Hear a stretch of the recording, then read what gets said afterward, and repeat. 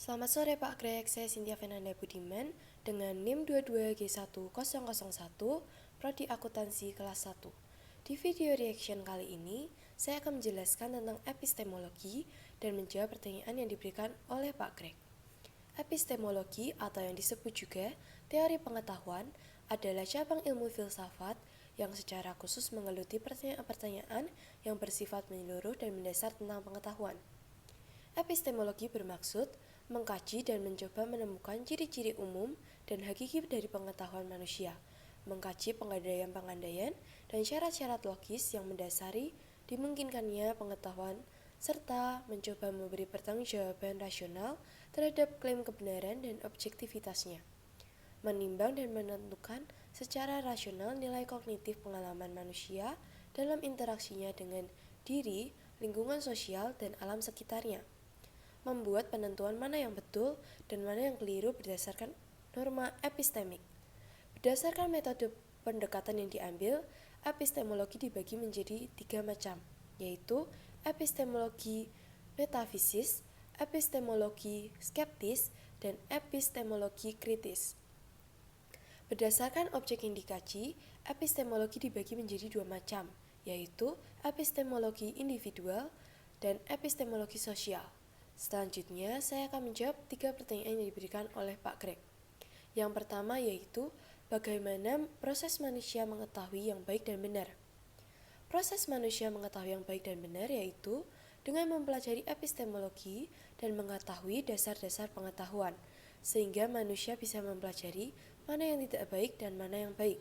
Dan juga manusia bisa mengetahui yang baik dan benar dari pengalaman-pengalaman yang terjadi pada manusia. Kemudian, pengalaman tersebut disaring dan diolah mana yang baik dan mana yang tidak baik. Kemudian dipelajari, sehingga membuat pribadi manusia menjadi lebih baik, lebih tangguh, lebih kuat, lebih sabar, dan sebagainya. Lalu dari pengalaman tersebut, ada ingatan tentang pengalaman-pengalaman yang kita alami. Ingatan menjadi sangat penting dalam pengetahuan, karena dari ingatan kita bisa belajar yang namanya memori. Kemudian kesaksian, juga penting dalam pengetahuan, karena kesaksian adalah sarana validasi kebenaran. Lalu minat dan rasa ingin tahu dapat mengembangkan kemampuan berpikir kritis. Ada juga logika, karena tanpa logika penalaran tidak mungkin dilakukan dan tanpa penalaran tidak akan ada pengetahuan yang benar. Lalu ada bahasa, pengetahuan manusia diungkapkan dan dikomunikasikan dalam bentuk bahasa. Dan yang terakhir ada kebutuhan hidup manusia yang mendorong perkembangan pengetahuan sebagai alat, strategi, dan kebijaksanaan manusia dalam berinteraksi dengan dunia dan lingkungan sosial sekitarnya. Pertanyaan yang kedua, yaitu mengapa manusia perlu mengetahui segala sesuatu yang berkaitan dengan dirinya? Manusia perlu mengetahui segala sesuatu yang berkaitan dengan dirinya agar manusia bisa mempelajari dan mengintrospeksi diri apa yang salah dalam dirinya, kemudian diperbaiki agar bisa menjadi manusia yang lebih baik.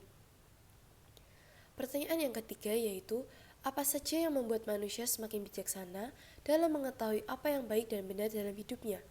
Pengalaman-pengalaman yang manusia miliki bisa membuat manusia semakin bijaksana dalam mengetahui apa yang baik dan benar dalam hidupnya.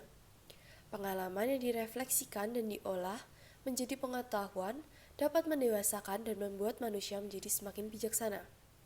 Sekian video reaction dari saya. Terima kasih.